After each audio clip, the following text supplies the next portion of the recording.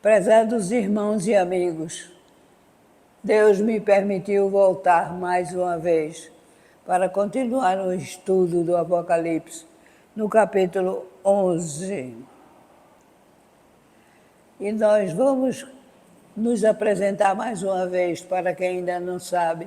Eu sou Salma Pimentel, professora de Bíblia há 76 anos. E vou ler para vocês os versículos 18 e 19 do capítulo 11, terminando essa parte. Peguem a Bíblia para lerem comigo. Depois nós estudaremos no livro a explicação. Versículo 18.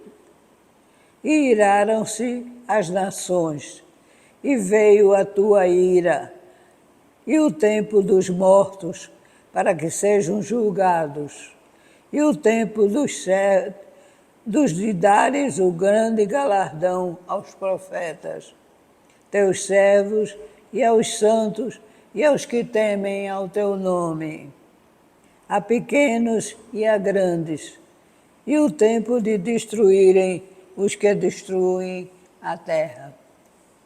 E abriu-se no céu o templo de Deus, e a arca do seu concerto foi vista no templo.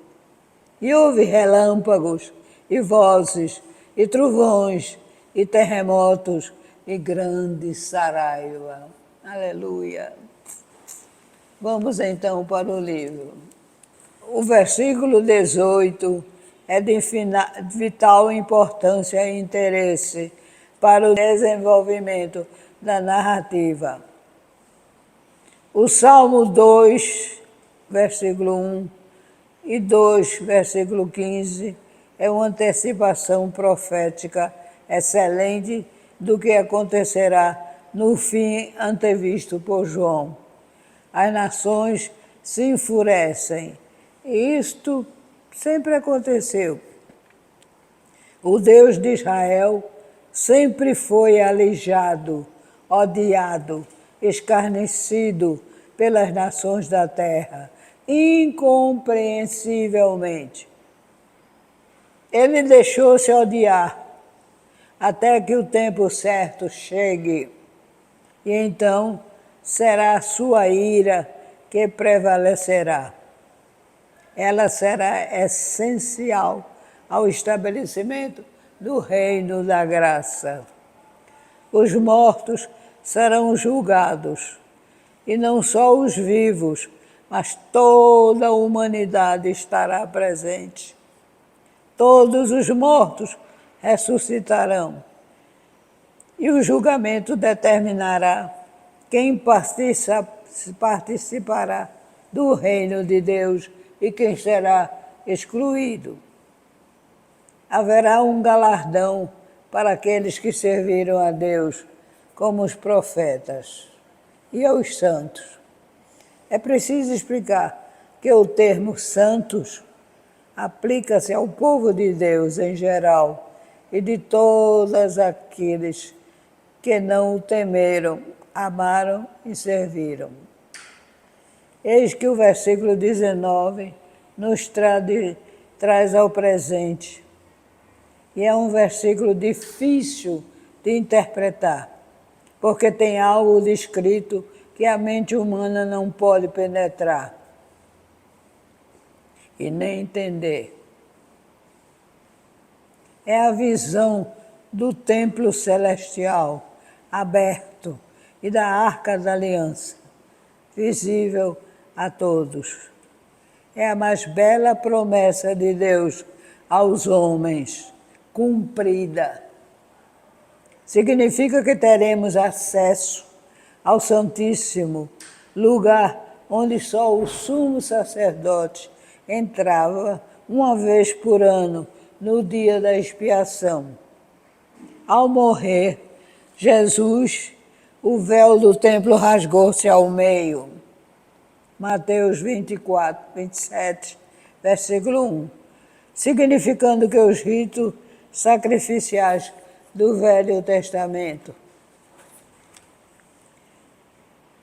cumpridos nele, propiciavam não só aos judeus, mas aos gentios, e a presença do Pai, sem limitação. Só que era uma realidade espiritual e ainda não visível. Os homens, através do mediador, podiam chegar ao trono do Deus Altíssimo pela oração, que seria levada pelo Espírito Santo, a terceira pessoa da Trindade.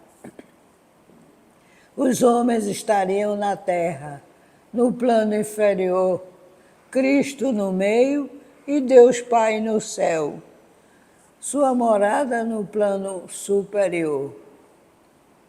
A mensagem simbólica do versículo 19 é de que, no fim escatológico, a intercessão de Cristo não será mais necessária. Pela fé, o galardão será conferido aos homens e a presença de Deus será desfrutada imediatamente. Cumprir-se-á a proclamação de Apocalipse 21, 3, que é: eis o tabernáculo de Deus com os homens. A visão da arca é para lembrar que Deus é o Deus da aliança e das promessas. E o que prometeu a Abraão até Cristo será cumprido. A arca sempre esteve no Santo dos Santos e simbolizava a presença de Deus. Só que ninguém sabe onde foi parar a primeira e verdadeira arca. Sisaque, rei do Egito, levou-a quando tomou os tesouros da casa do Senhor.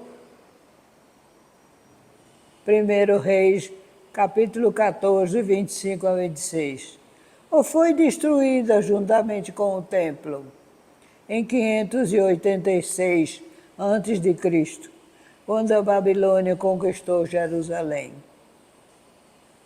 No livro de 2 Macabeus, livro apócrifo, capítulo 2, 4 a 8, diz que Jeremias salvou a arca e a escondeu em uma caverna do Monte Sinai e que, preservada, apareceria na restauração final. Quem sabe? Deus tem os seus propósitos misteriosos. Os relâmpagos, as vozes, os trovões, terremotos e grande saraivada expressam o grande poder e majestade do Senhor dos Exércitos. O tema central do Apocalipse é a guerra entre o reinado de Deus e o reino de Satanás.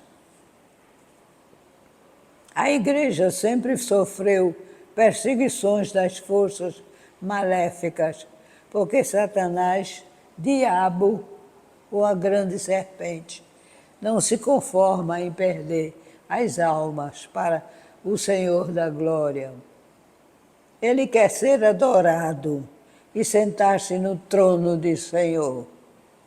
Jesus advertiu-nos logo no início de que haveria aflições, tribulações e lutas para conseguirmos entrar no reino de Deus. A Igreja está destinada a passar pela perseguição mais violenta de toda a sua história no fim dos tempos. Será essa perseguição feita por um governante inspirado por Satanás, chamado a Besta. Apocalipse 11, 17. Conhecido pelo nome mais comum de Anticristo, que tentará anular o governo de Deus na terra, exigindo adoração e martirizando cruelmente os fiéis a Cristo. É nessa época de tribulação que Deus firmará o seu reino e derramará a sua ira sobre os adoradores da besta. A primeira dessas etapas foi retratada e descrita nos capítulos 8, versículo 2, e 9, versículo 21, na série das trombetas, com as pragas que as acompanharam. A sétima trombeta, ao soar, finalmente anunciará o fim de tanto sofrimento e de tanta miséria e maldade do diabo, o verdadeiro destruidor da terra. Segundo Apocalipse, capítulo 11, versículo 18. Essa guerra espiritual está descrita no capítulo 12, que passaremos a estudar. Nesse capítulo, temos a explicação porque o povo de Deus na terra tem que enfrentar tanta maldade satânica e perseguições. Mas também ele nos dá a certeza de que Satanás já foi vencido pelo maravilhoso poder que emana do sangue vertido no Calvário.